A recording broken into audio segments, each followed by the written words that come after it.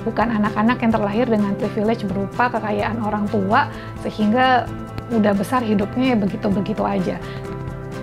Orang lain tuh cenderung suka ngomong gitu karena memang bicara seperti itu tuh menenangkan. Itu tuh bikin kita ngerasa less insecure gitu ya, atau kita jadi ngerasa ya emang bukan salah gue sih, karir gue masih begini gitu ya, emang udah dari sananya kayak gini, ini gara-gara orang tua gue, bukan gara-gara gue gitu ya.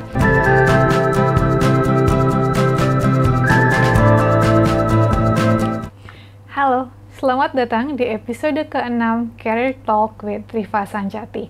Dalam episode ke-6 ini, aku akan membahas mengenai pengaruh privilege terhadap kesuksesan.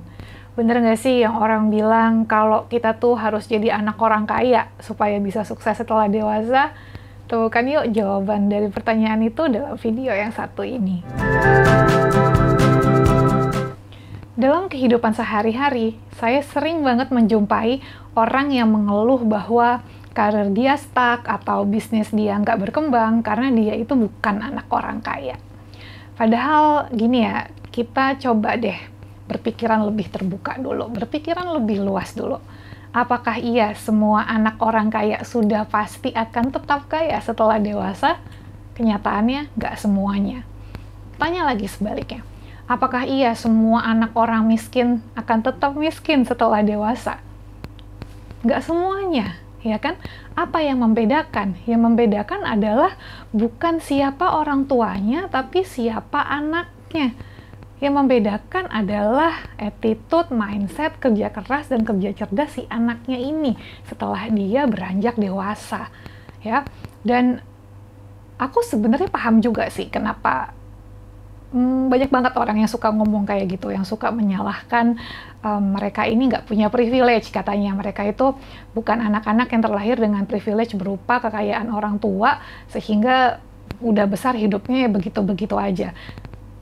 Orang lain tuh cenderung suka ngomong gitu karena memang bicara seperti itu tuh menenangkan. Itu tuh bikin kita ngerasa less insecure gitu ya, atau kita jadi ngerasa ya emang bukan salah gue sih, karir gue masih begini gitu ya, emang udah dari sananya kayak gini, ini gara-gara orang tua gue, bukan gara-gara gue gitu ya. Pembelaan yang seperti itu tanpa kita sadari atau secara kita sadari memang membuat kita merasa lebih baik ya, karena kita ngerasa itu bukan salah kita, ya udah berarti kita juga jadi tidak punya dorongan untuk memperbaiki keadaan ya. Kita sibuk aja menyalahkan orang tua, menyalahkan takdir, ketimbang introspeksi diri ya, ketimbang tanya sama diri sendiri, apalagi yang belum saya pelajari ya, kesalahan apa yang masih harus saya perbaiki, hal-hal baru apa yang harus saya kuasai ya. Ketimbang pusing-pusing mikirin itu semua, kita malah lebih memilih udahlah santai-santai aja, emang udah nasib gue kayak begini.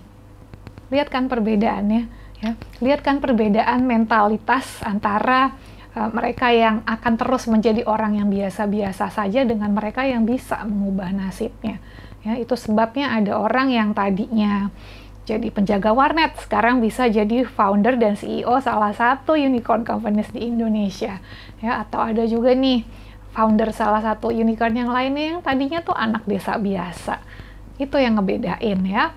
Jadi daripada kita terus-menerus merasa berkecil hati, daripada kita terus mengecilkan diri sendiri, maka belajarlah untuk menjadi orang besar yang pantas mendapatkan cita-cita besar. Nah, at this point aku bisa nebak nih, ada di antara kalian yang sekarang berpikiran kayak gini. Tapi kan emang benar kalau terlahir kaya itu suksesnya lebih gampang. Oke, katakanlah itu benar. Ya, tapi dua hal.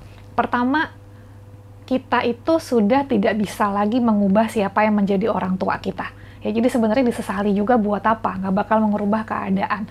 Kemudian yang kedua, orang lain itu anak orang kaya atau anak orang miskin juga nggak akan mengubah keadaan kita.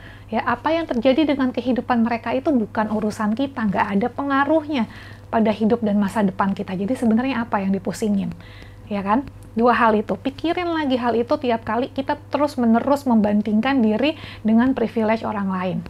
Kemudian gini juga, definisi dari privilege itu sendiri, banyak orang yang salah paham.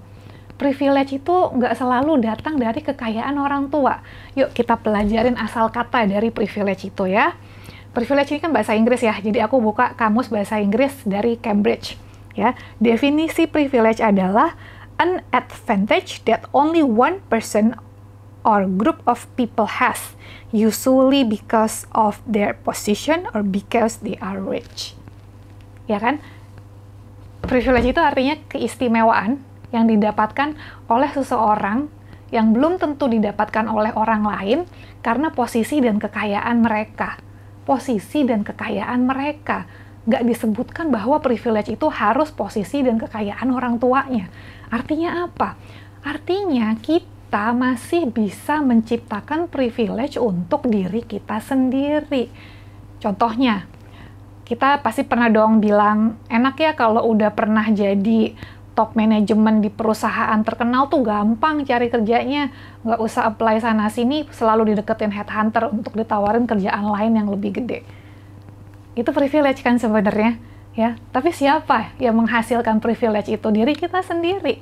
Kalau kita gampang banget dapat tawaran pekerjaan karena posisi kita sekarang, ya, karena prestasi-prestasi kita sebelumnya, artinya kerja keras kita, usaha kita untuk bekerja optimal, memberikan privilege berupa kemudahan mendapatkan pekerjaan baru di kemudian hari. Ya, memberikan privilege berupa kehidupan yang nyaman untuk diri kita di kemudian hari. Ya, itu. Jadi jangan lagi berpikiran bahwa privilege itu kalau sekalinya udah nggak dapat dari orang tua, maka selamanya nggak akan dapat. Jangan berpikiran sempit seperti itu. Ya, ingat nih bahwa tingkah laku kita adalah cerminan mindsetnya kita. Kalau kita selalu ngerasa kita nggak akan sukses, maka tingkah laku kita, keputusan-keputusan kita juga mengarah ke kegagalan, akan terus memimpin kita kepada kegagalan tanpa ujung gitu ya. Oke, jadi kalau memang ingin mengubah nasib, maka mulailah dari mengubah diri kita sendiri dulu, mulailah dari mengubah cara kita menilai segala sesuatunya, pola pikir kita, mindset kita. Oke? Demikian episode ke-6 dari Career Talk with Rifa Sancati. Semoga episode ini sudah membantu teman-teman agar lebih optimis dalam menjalani kehidupan. Kalau teman-teman ingin tahu nih lebih banyak mengenai dunia karir, mengenai mindset, atau mengenai new ways of thinking, bisa baca buku aku yang judulnya The Little Handbook for Big Career. Bukunya bisa kamu dapatkan di Tokopedia, Shopee, dan Google Playbook.